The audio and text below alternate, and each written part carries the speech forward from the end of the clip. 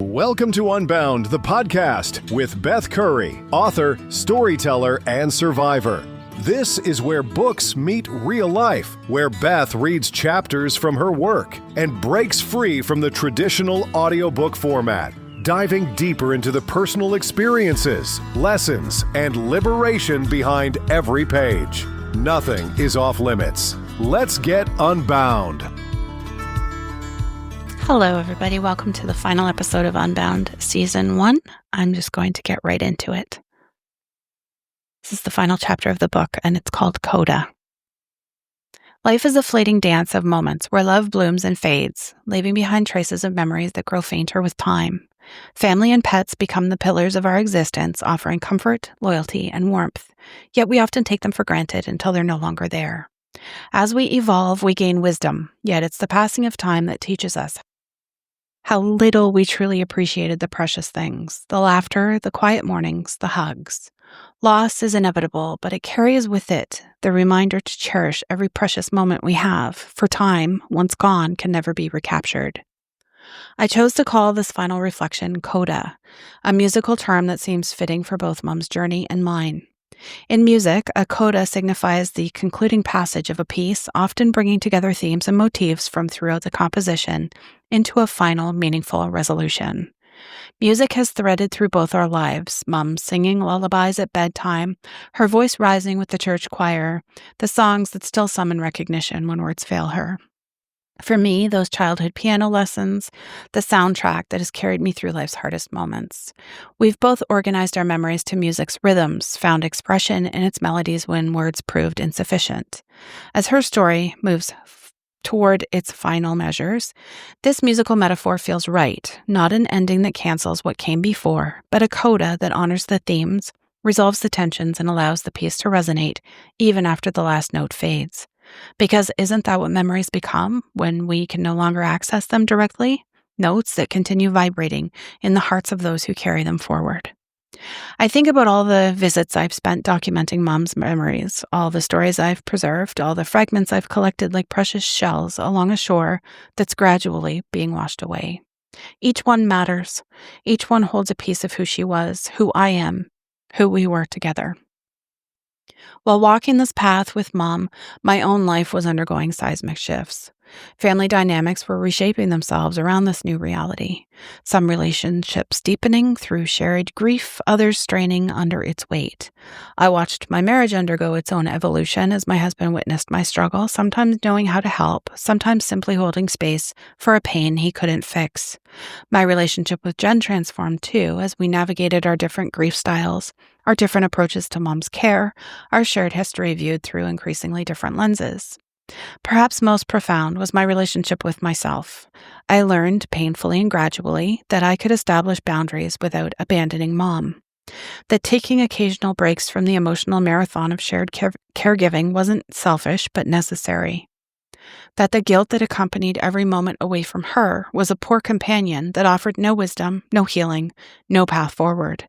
I discovered that my own oxygen mask needed securing before I could truly be present for her.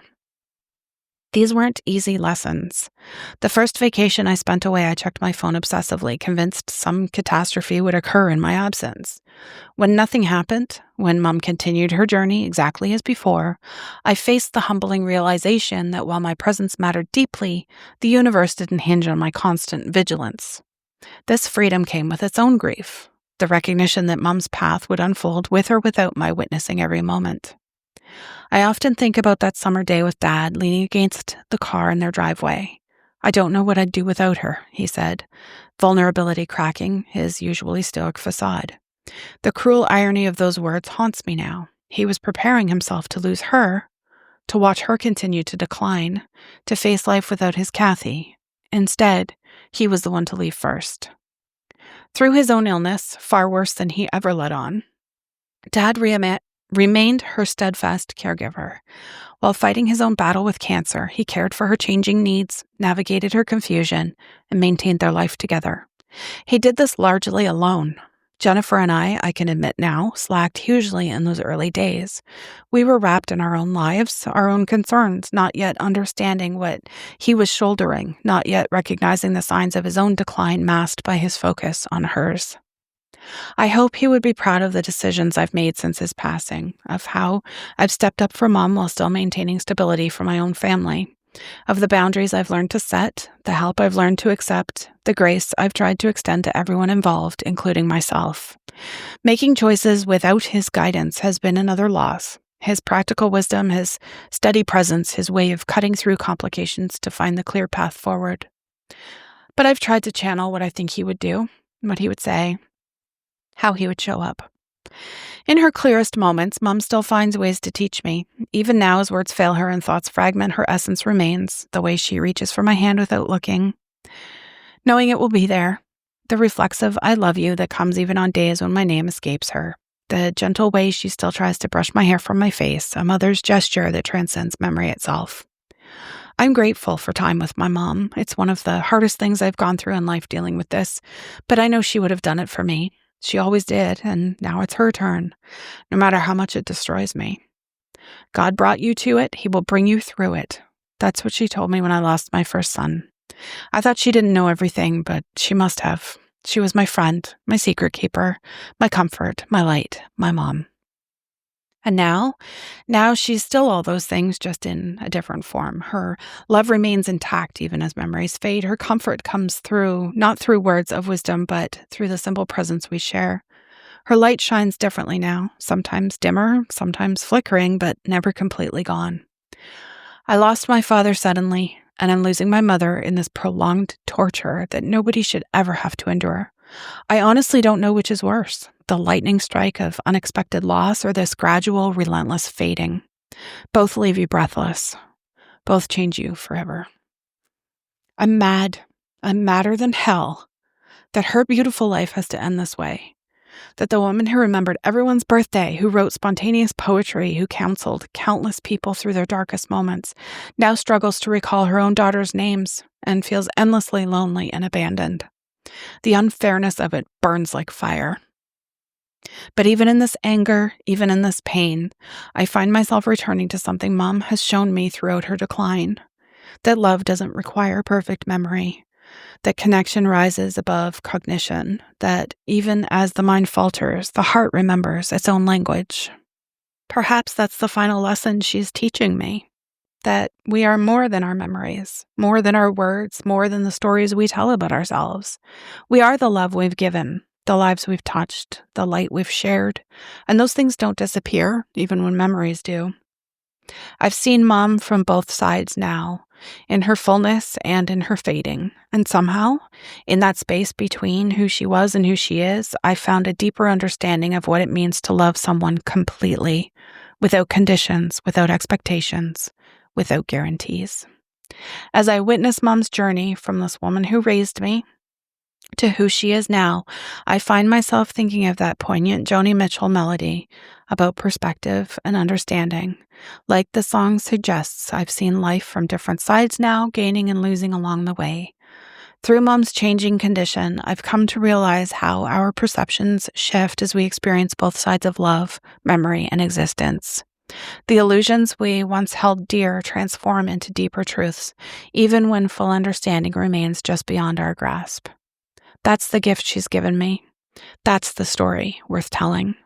That's the memory I'll carry forward long after both of us have seen our last visit together.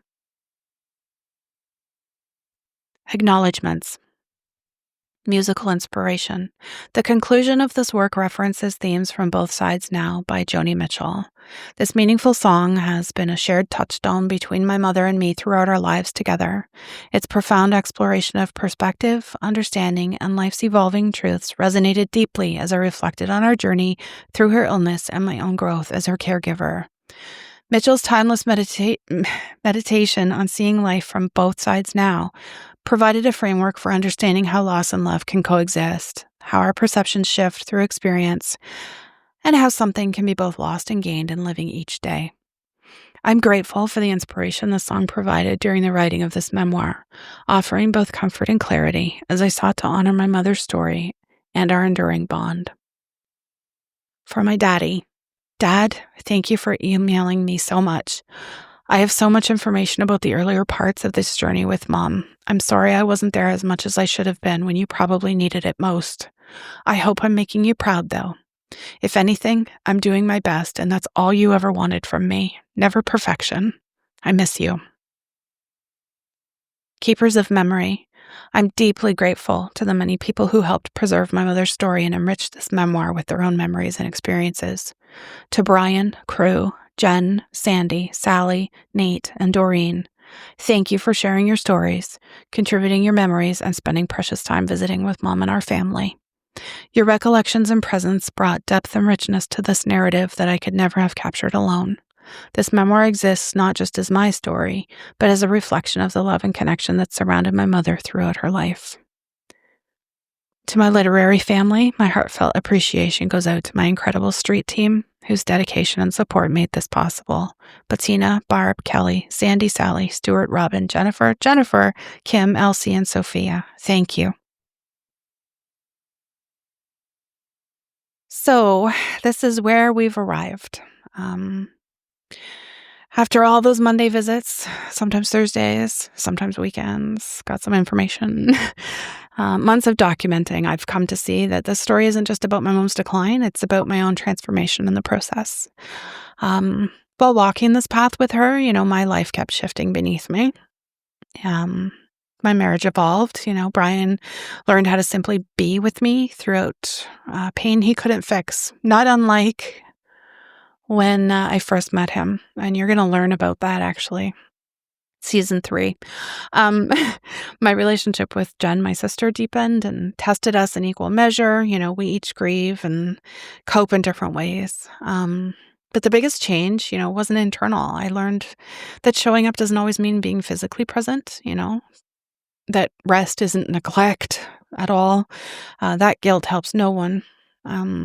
And caregiving also taught me to soften without breaking, and breathe without saying sorry for it, and love without losing myself.